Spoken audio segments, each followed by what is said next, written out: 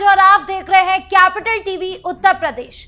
आज इस special story में बात होगी समाजवादी पार्टी की, जो उत्तर प्रदेश की सियासत को हिला रही है, जहां समाजवादी पार्टी की असलियत सामने आती जा रही है। एक तरफ पूर्व मंत्री गायत्री प्रजापति पर जेल में हमला, दूसरी तरफ कांग्रेस सांसद इमरान मसूद और सपा विधायक शाहनवाज पर हाउस अरेस्ट, तीसरी तरफ सपा पार्षद पर बिजली चोरी का करोड़ों का जुर्माना और चौथी तरफ आजम खान, इरफान सोलंकी जैसे नेताओं की लगातार रिहाई।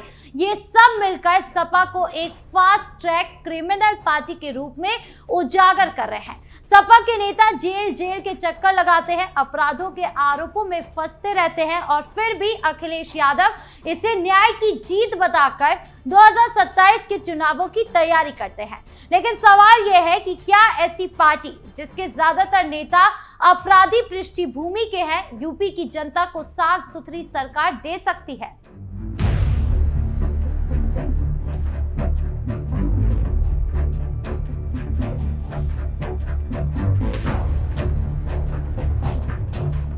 सबसे पहले बात करते हैं लखनऊ जेल में बंद पूर्व मंत्री गायत्री प्रजापति पर हुए हमले की। समाजवादी पार्टी के इस दिग्गज नेता पर जेल अस्पताल में एक कैदी ने लकड़ी के डंडे से सिर पर जोरदार वार किया, जिससे उन्हें 10 से ज्यादा टाके लगे। हालत स्थिर बताई जा रही है, लेकिन ये घटना सपा की छवि को और काली करने वाली है। गायत्री प्रजापति कौन है? ये वही नेता है जो 2012 से 2017 तक अखिलेश यादव की सरकार में ट्रांसपोर्ट, माइनिंग और सिंचाई मंत्री रहे। अमेठी से पूर्व विधायक, सपा के कोर कमेटी मेंबर, लेकिन इनका काला इतिहास यूपी की सियासत में कुख्यात है। 2017 से ये जेल में सड़ रहे हैं क्योंकि उन पर गैंग शोषण का गंभीर आरोप साबित हो चुका है। 2021 में कोर्ट ने उम्र कैद की सजा सुनाई। एक नाबालिग लड़की का शोषण, अन्य लोगों के साथ मिलकर अपराध, अपनी सत्ता का दुरुपयोग किया। सपा सरकार के दौरान ही ये कांड उजागर हुआ था, जिसने पूरे यूपी में हड़कंप मचा दिया। प्रजापति पर भ्रष्टाचार, माफिया गतिविधियां, अवैध खनन के दर्जनों केस है। जेल में रहते हुए भी ये सियासत के खेल खेलते रहे। लेकिन अब हमला, क्या ये पुराने दुश्मनों का बदला है? प्रजापति के बेटे अनुराग ने कहा कि कोई पॉलिटिकल रंजिश में हमला हो सकता है, लेकिन हकीकत यह है कि सपा के इस नेता की गिरफ्तारी ने ही पार्टी को 2017 चुनाव में करारी हार दी थी। बीजेपी ने इसी मुद्दे पर सपा को माफिया पार्टी करार दिया था और जनता ने जवाब दिया। अब जेल में हमला होने से सवाल उठ रहा है कि क्या सपा के नेता इतने घृणित है कि जेल के कैदी भी उनसे नफरत करते हैं? सपा के प्रवक्ता फखरुल हसन चंद ने ट्वीट पर चिंता जताई। जेल में बंद पूर्व मंत्री गायत्री प्रजापति पर हमले की खबर चिंताजनक है। जेल प्रशासन पूर्व मंत्री को समुचित इलाज उपलब्ध कराए, लेकिन ये दिखावा मात्र है। अखिलेश की चुप्पी बोल रही है। उन्हें मालूम है कि प्रजापति जैसे नेता पार्टी की छवि को धूल चटा देते हैं। सपा फास्टर नजर आ रही है क्योंकि ऐसे अपराधी नेता अभी भी पार्टी का चेहरा है और हमला होने पर कोई आत्मचिंतन नहीं है। ये घटना साबित करती है कि सपा का राज अपराध पर टिका है और आज भी उसी की छाया में सांस ले रही है। जनता पूछ रही है कि क्या यही है सपा का सामाजिक न्याय? गायत्री प्रजापति जैसे नेता जेल से बाहर आए तो क्या करेंगे? फिर लड़कियों का शोषण करेंगे। अब दूसरी खबर जो सपा को और मुश्किल में डालती है, कांग्रेस सांसद इमरान मसूद और सपा विधायक शाहनवाज खान को हाउस अरेस्ट कर लिया। ये दोनों बरेली हिंसा के बाद अधिकारियों से मिलने जा रहे थे, लेकिन प्रशासन ने देर रात उनको घरों पर भारी पुलिस फोर्स तैनात कर दी। शाहनवाज खान जो सपा के एमएलसी है और इमरान मसूद जो कांग्रेस के सांसद है लेकिन सपा के साथ गठबंधन में है, उनको रोकना साफ संकेत है कि विपक्षी नेता तनाव बढ़ाने की कोशिश में है। बरेली में आए लव मोहम्मद जुलूस पर पोस्टर विवाद से दंगा भड़का और अब ये नेता वहां पहुंचकर आग में घी डालने वाले थे।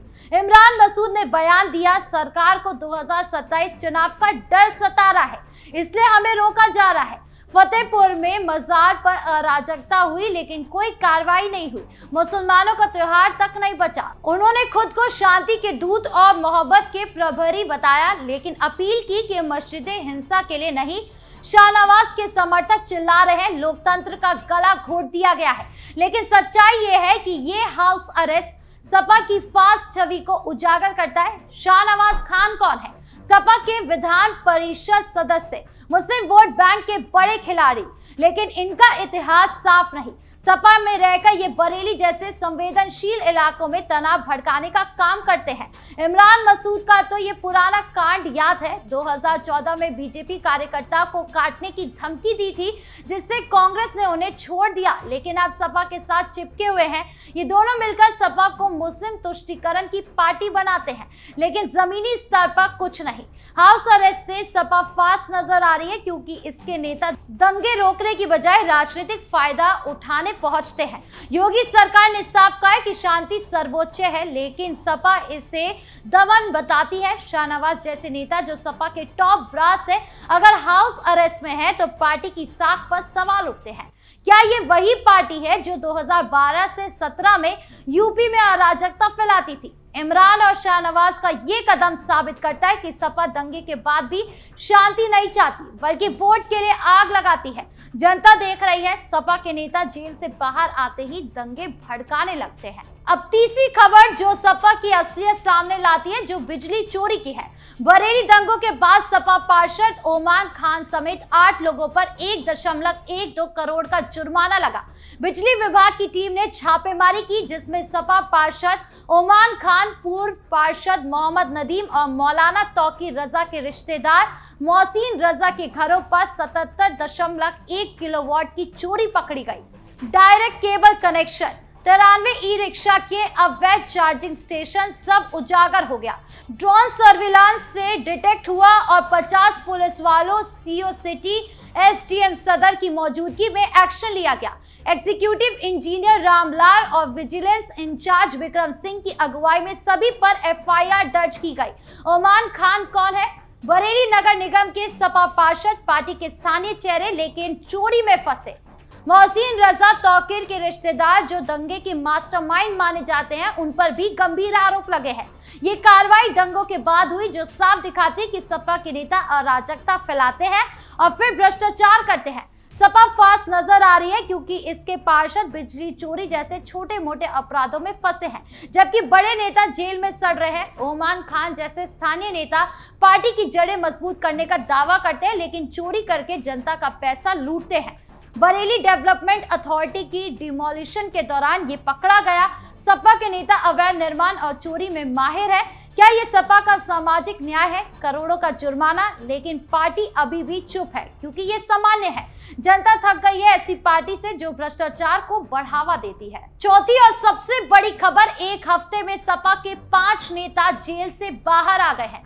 आजम खान, जोगेंद्र सिंह यादव, रमेश्वर यादव, इरफान सोलंकी और मुख्तार अंसारी के बेटे उमर अंसारी, ये सब बेल पर रिहा है। आजम खान सपा के राष्ट्रीय महासचिव, मुस्लिम चेहरा, 23 महीने जेल में थे। 104 केस, फर्जीवाड़ा, हिंसा, गैंगस्टर एक्ट, सभी में बेल मिली, लेकिन बरी नहीं हुए।